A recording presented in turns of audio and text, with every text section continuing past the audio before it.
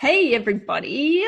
I have got the absolute pleasure of interviewing a fascinating and amazing human being that every time I speak to her, I learn something new about some of the most sensitive of topics. And I wish that what she's teaching was around when I was first starting practice. And I wanted to share her with you and all of the amazing things that the taboo kind of sides of things that shouldn't really be taboo can bring into your practice and can bring into the way that you connect with your clients. Hey, Kerrin. Hello, How are you? I'm really good. How are you? Really good. So, can you introduce yourself? Because there's a uniqueness in the way that you introduce yourself, and I'd like to ask you some questions about it so that we can be a bit more informed as practitioners. Sure. So my name's Kerrin Bradfield and my pronouns are she, they. I'm a sexologist and I work out of the Gold Coast, but also do some stuff online. Awesome. Now, if we were to break all of that down, the first thing that you said after your name was your pronouns. Can you tell us a bit more about that? Because I know that many of us don't learn anything about this as in our qualifications. And I think it's a massive area that we have the opportunity to really stand in for when it comes to helping our communities. Sure. So I guess the first interesting thing about pronouns is that they're just filler words. We actually use them instead of a person's name in a sentence so that we don't repeatedly say their name. So instead of saying this is Tammy and Tammy went to the shop and Tammy bought a loaf of bread, we will say she or they or him.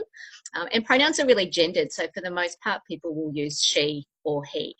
But not everybody fits that binary idea of gender. And so it's really important that we understand that there are a whole range of different pronouns that people use.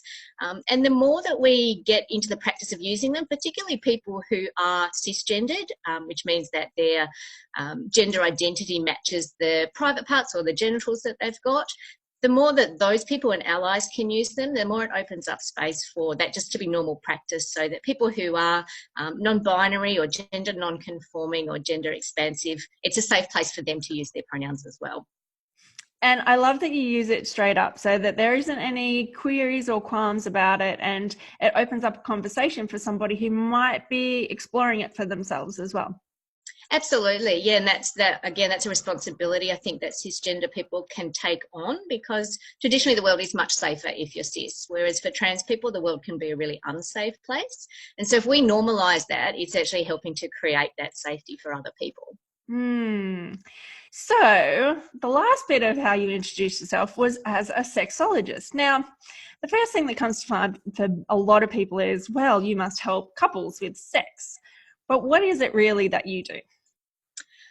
That's part of it. I guess sexologist, when you break it down, is really somebody who's engaged with the study of human sexuality. And that's a really broad topic, which is one of the things I love about my job, is it takes me to a whole range of different spaces.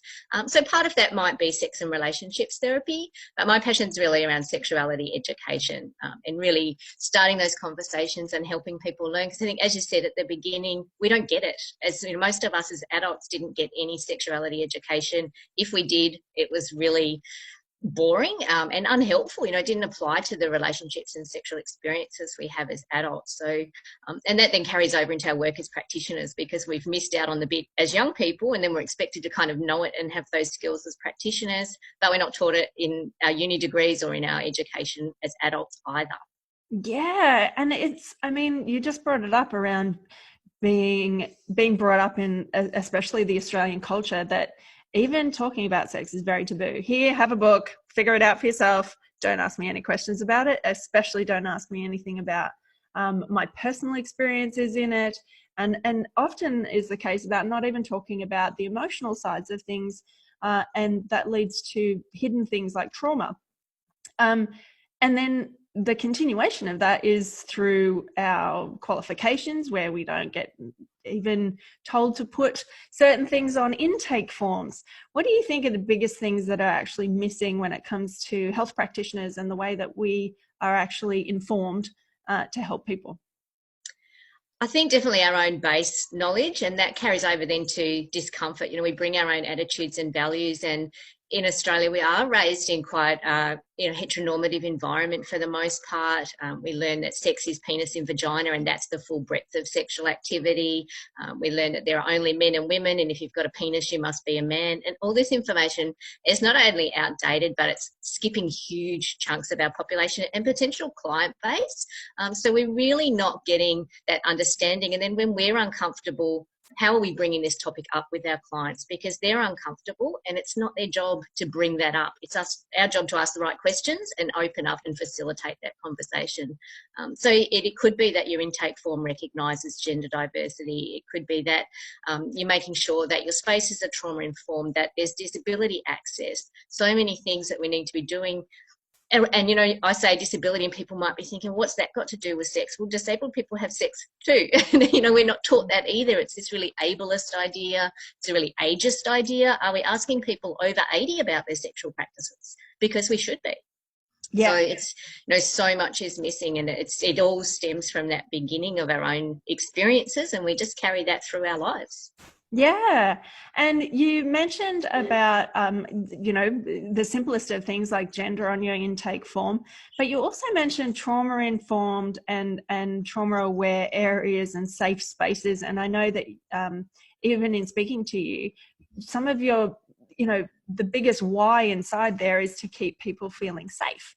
And I know as a practitioner, everything that I can consistently think about in my clinic and when I'm speaking to people is to create a safe space for them to be able to share the information that I need to know to be able to help them and their healing.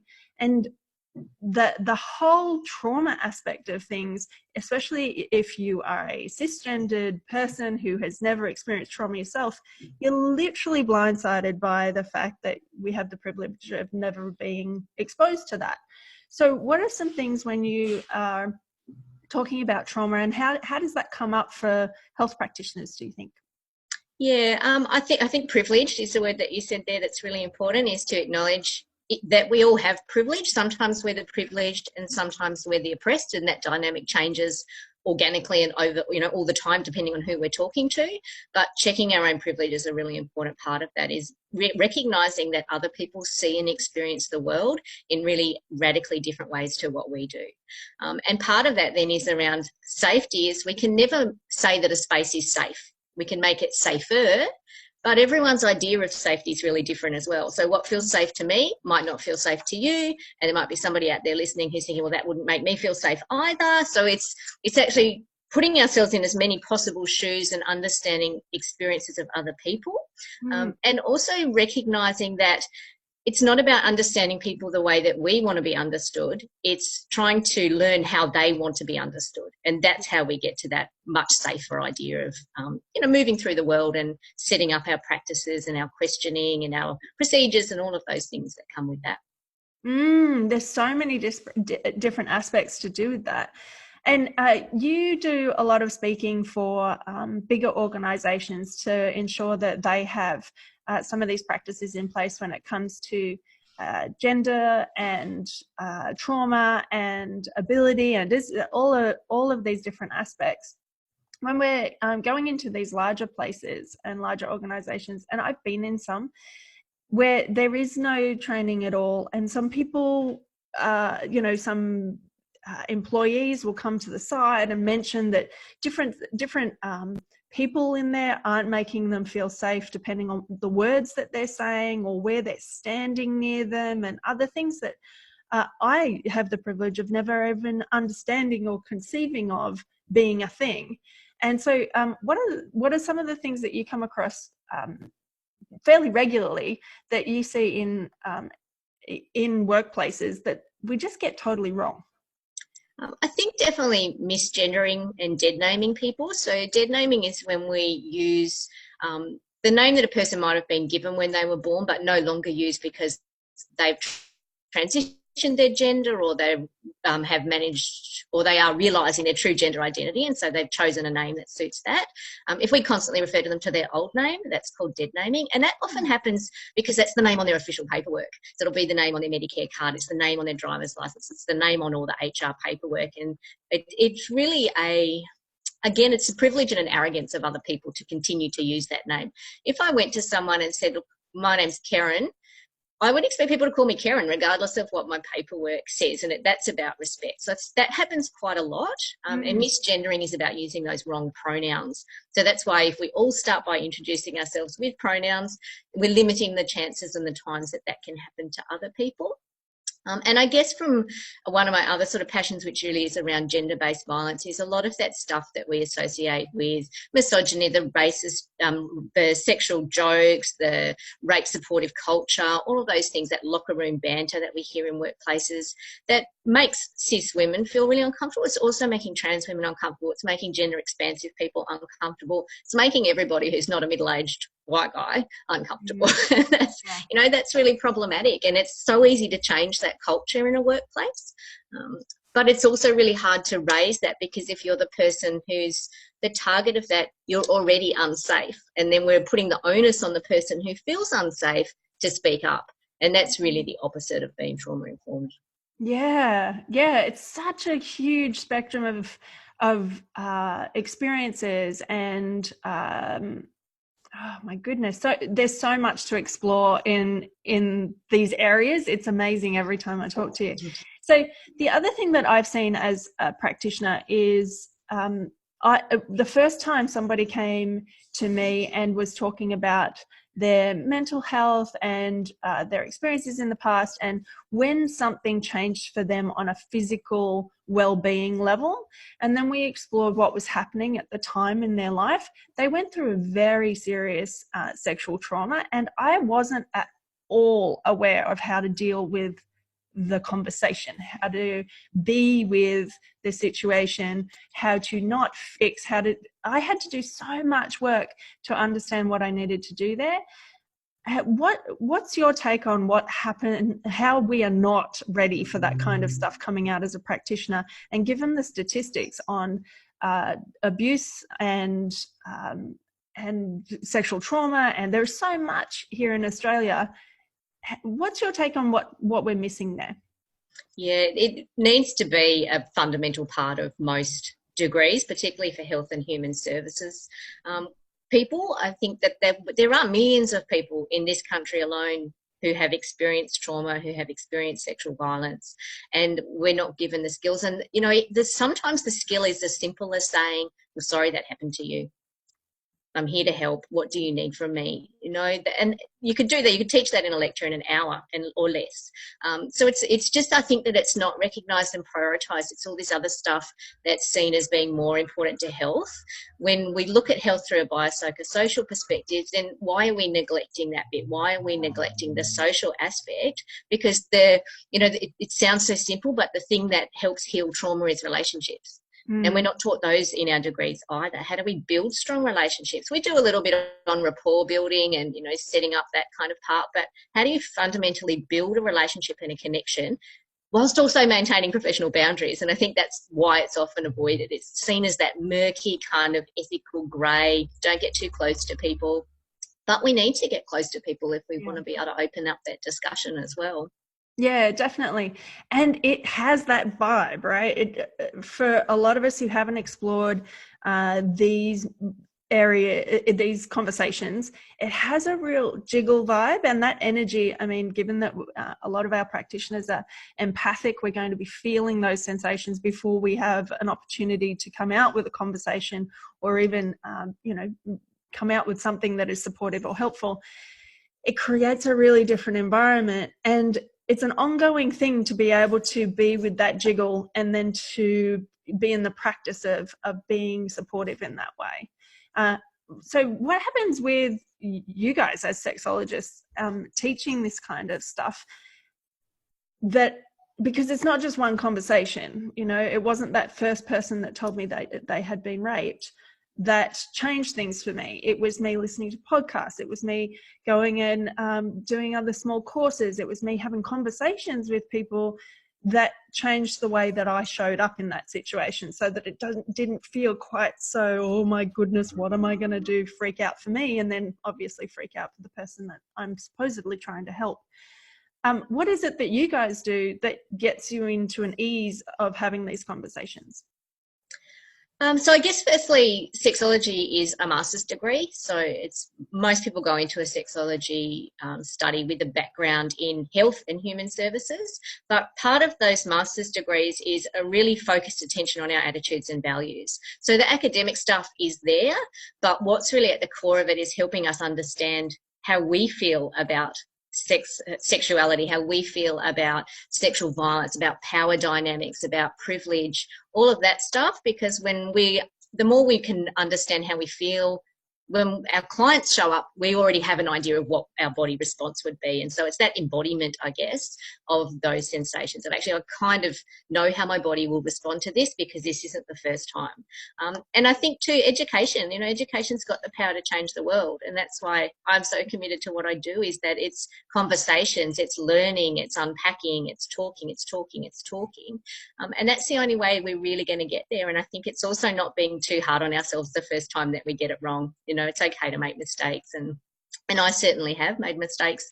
Just trauma is something we keep learning about. It's something that the science around is really only now starting to show up as we get much more into, understanding how brains work and understanding the connection between guts and brains. All of those things, that science is coming out. So staying on top of that as well. So this isn't just a one-off conversation, is it? It's an ongoing conversation. And what I'm excited about is, your role as an educator is expanding, and it's so great. I'm excited to hear your podcast coming out soon. I'm also really keen to get the Naturopreneur community aware of these things, because we've actually had some of these conversations and some of these questions come up in the hub, and even the notion that we don't stick what are your pronouns, what do you prefer to be called, and what gender do you identify as on our intake forms in this day and age is I really feel like there needs to be a lot more conversations about this and a lot more education around this. And so when we want to explore this a little bit more, and I know that we've got a lot of Naturopreneurs that are actually branching off into a lot of these places and spaces to help people in these areas when it comes to mental health, when it comes to trauma, when it comes to sexuality, when it comes to fertility for same-sex couples, all sorts of other things. And we're not prepared to have these conversations through our qualification. So if we were going to get more informed, how do we get in contact with you and what you do? Yeah, so my business is called Gold Coast Sexology.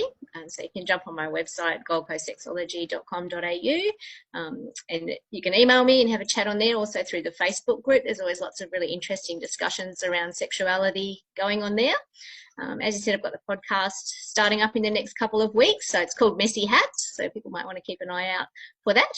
So I think that's the main way. And just, I'm open to conversations and chatting and really helping people to understand this more, because each of us has a different role in our own field to help bring this together. And it is about respect. It's about creating respectful communities, and it's about creating respectful relationships. I love that. Thank you so much for joining us today. And you will find the link below for Gold Coast Sexology and for Kerrin's new course on being trauma-informed and having a trauma-informed practice. And it's a super easy, quick way of getting up to speed with what you need for being a practitioner and being not in that conversation that I got stuck in, at least being a little bit more informed about the science behind it, the conversations behind it, being aware of your own biases and own privileges, and then exploring what that looks like to actually make the practical changes that you need as a practitioner. And I think it's an amazing first step, and I'm so excited that you've made it available to us as practitioners, and not just everybody else who gets this information in these big corporations and things. We get to have this as practitioners as well, because we are on the front line with these people and having these conversations all the time. So thanks for joining us today, Kerrin. Looking forward to chatting to you again soon. Thanks, Tammy.